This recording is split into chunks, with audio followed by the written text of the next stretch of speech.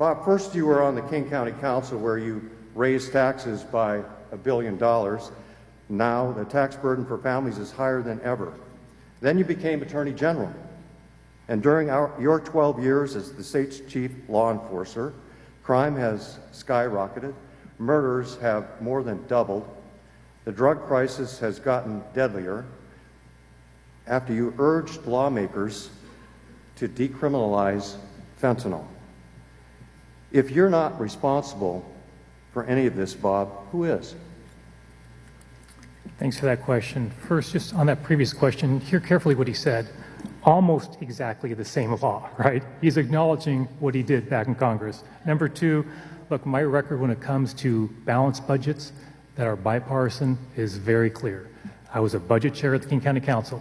Look, it's not the size of a state budget, I get that, but it's still a multi-billion-dollar budget.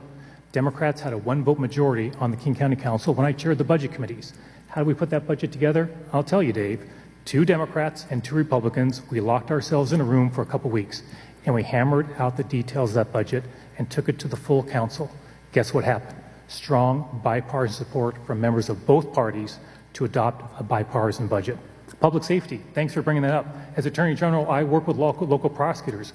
We've already covered sexually violent predators. They send their cases to me there. Guess what else? As Attorney General, I don't actually have the legal authority to prosecute a case if someone breaks into your car. That's your local prosecutor. But we have a criminal division because prosecutors can ask my team to take a case if they have a conflict or lack the resources, for example, to bring a murder case. And guess what they do? Both Republican prosecutors who endorse my opponent and Democratic prosecutors who endorse me, they send their toughest cases to me and my team. Why? Because they know, Dave, we'll use the rule of law to hold folks accountable and stand up for victims year after year, county after county, case after case. You may want to belittle those hardworking folks. I value them. That is time. Mr. Reichert, 60 seconds. Well, first of all, I don't think you answered the question. Like I asked you, who's responsible? You've been there 12 years. Are you responsible, Bob? Answer the question, please. Are you responsible? If you're not responsible, who is? Who do we look to for leadership if no one takes responsibility? I took responsibility when I was the sheriff.